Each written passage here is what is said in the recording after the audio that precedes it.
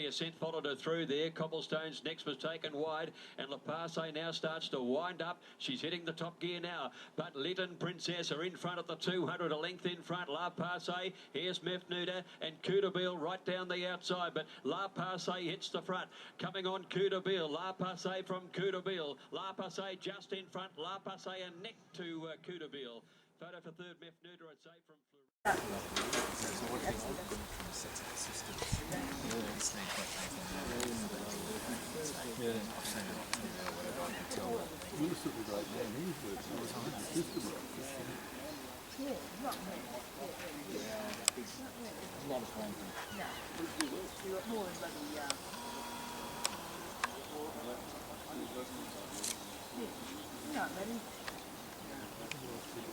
Welcome to ATB TV. I'm Darren Dance here with Peter Morganti at the Burrumbeet Trials on this beautiful Tuesday morning. Peter, the sun's out and shining. It's about 2 o'clock, Darren, but I don't know if it was real warm at 8 o'clock this morning. I think I said a -0 temperature there at one stage. But there was plenty of ice on the screen of the ute when I went to feed the mares this morning, but we've been here today. We've had 12 horses trial, Pete. We'll come back to that in a minute, but why don't we go through and just recap last week's runners? Yeah, well, we had a quiet end of the week last week, but Saturday we had 3 runners. Start off with Evans up at Kununurra.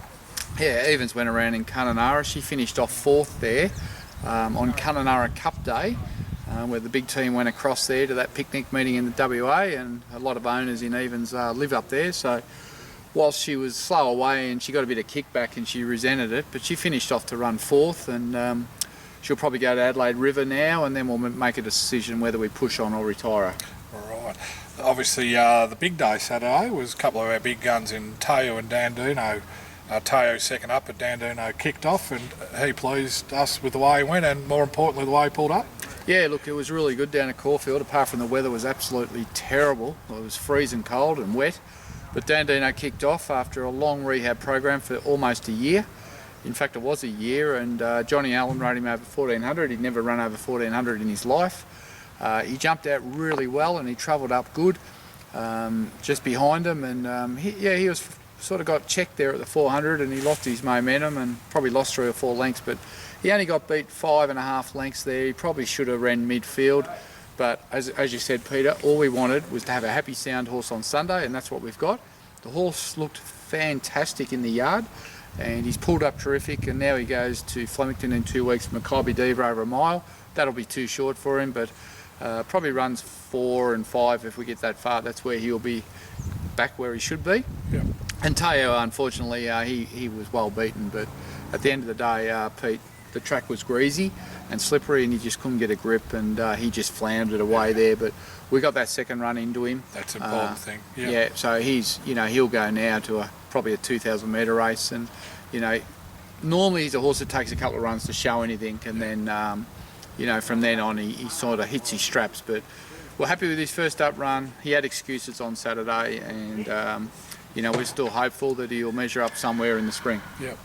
Today we thought we'd do ATB here at Burrumbeet because everyone hears about Burrumbeet and hears about us coming to the trials here. And today, there's actually dust on the track. It's not mud. It's it's probably a dead 4. Dead 4, yeah. And we're probably at 130 odd horses go around on it, and it's held up well. Yeah, and 2 o'clock in the afternoon, we're still there trialling horses. We'll be here at sunset the way they're going. But look, there's a lot of horses here trialling. It's great for these young horses to get on the truck and come out to this track and get educated and have a trial. And we've had 12 go around today, and what we've got here is just a little bit of footage of one trial where we managed to have first, second and third. Silver Stratum, Serious Witness and Shiny Lass all trialled really well and finished off good. And just have a look at the closing stages here.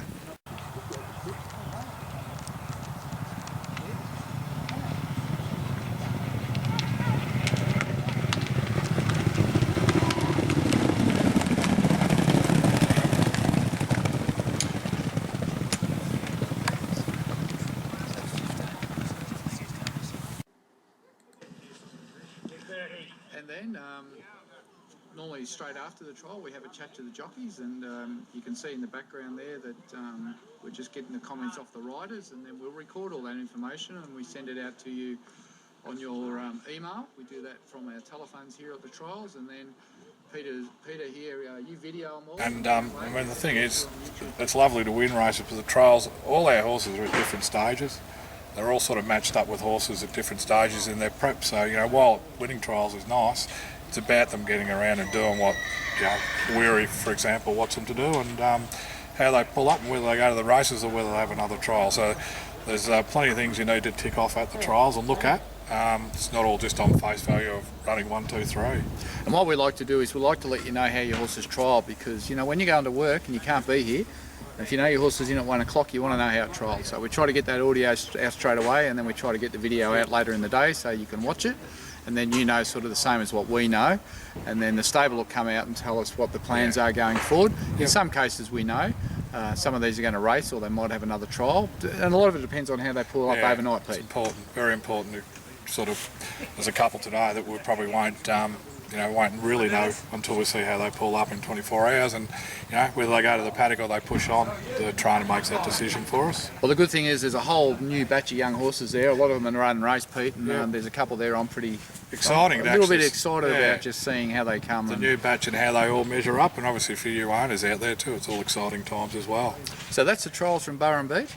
And we've been out here 4 or 5 times this year, and I think there's 2 more sets of trials here before we go off to trials at probably Camberdown and Terang when those tracks start to dry out. And this track's just a perfect track for winter. They only race here once a year, Peter, on New Year's Day, and great day. That's normally a day we come every year, and they could have 6,000 or 7,000 people here. Yep. Yeah, no, it's a great day, social day, and generally there's not that we've had a lot of runners over the years, but there's always a lot of weird horses and a lot of owners of ATB here, and it's a fantastic social day. Yeah, so a big thank you to the committee here at Burren Beat. They put on a great show. They look after this track, and they put on a barbie and some coffee, and it's it's always pretty fresh. Great, but friendly it's very atmosphere. very important to the operation, particularly around the Darren Weir stable.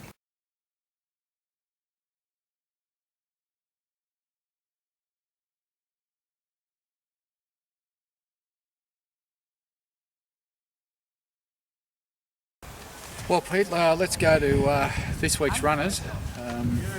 Where do we start?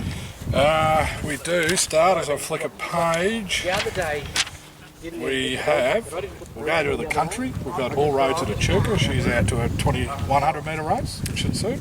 Yes, look, she was okay at Mildura last start, and she ran third there to a pretty smart horse from Adelaide. On what I've seen so far, she should be really hard to beat, and I know there's a big crew of owners going up there, some 30 owners going up there for a big reunion. Party time. I want to hear them from Ballarat or Balan if she wins. So good luck to you guys all going up there with All Roads on the weekend. I hope she gets the money for you. It'll be a big day. Also, we've got 2 runners at the Valley. We have Princess Hussey in a benchmark 84-mile race. Yeah, look, she's been really good since she got on top of the ground, so we don't want too much rain for Saturday because she just doesn't handle it. So at this stage there is rain forecast, but the Valleys are the last place to get wet. Third at Sandown the other day, a little bit unlucky. There was a bit of a feeling that if she had got a clear run, she would have won. The Valley, maybe it's a bit tough with her racing pattern, but look, she's in super order and she's going particularly well, and she'll run a big race. She's so honest. Informed mares are a great thing. Yep. Also talking about an informed horse, a Basso. He was very unlucky at the Valley last start. Can he atone? Well, he can. Once again, it depends on where he draws and who's in the race, but look, he's in great order. He's been a revelation since he came to Victoria from Sydney. Justine Hales, I've said 100 times, done a great job, and look, it took a really good horse to beat him last start in the United States, and he only just got him. So I'm not sure Damien could ride him any better than he did the other day, but he's in good order, this horse, and he's got to be a top each way chance. Yep. And then Sunday we've got Stringer Bell over 1,400 at Ballarat, and after his good debut run, he should run well. Well, you'd like to see him improve a bit, Pete. He did everything wrong at Mildura, and I know a couple of owners drove all the way up there, which is a marathon effort, but look, for him to finish where he did, doing so much wrong, he had a jump out here this morning, and he showed some good manners, and I reckon, at Ballarat on Sunday, we can see him being very competitive. And I think the bigger track probably might suit him. Yeah, just hope it's not too wet, mate. Just hope it's not too wet. That's the key, and also the poor owners of Grand Arrow, we've got him nominated at both Warragul and Ballarat, and fingers crossed for a run. Yeah, well, look, Grand Arrow's been bellowed out his last 4 starts, unfortunately, and once again, he doesn't handle the wet, Pete, so not only do we need to get a run somewhere, we need to get it on a firm track, because it's just impossible to get a run with a horse that's had a few unplaced runs, especially at this time of year, so he'll just be nominated everywhere. Look, he's trialled here today again, he's run third, well. Jai was happy with him, and we just got to get him in a race somewhere. That covers our bases. That's all we know for this point. That's all we know. If there's anything else, we'll flash them up on the bottom of the board, but at this stage, who's your best for the week? I'm thinking the 2 at the Valley will both run well, but if I had to pick one of the 2, I'll go Princess Hussey. All right, you can go Princess Hussey. I'm going with the All Roads boys up on the road to Echuca. Good luck up there, and let's hope we can get the money. I'm Darren Dance, Peter Morganti. Until next week.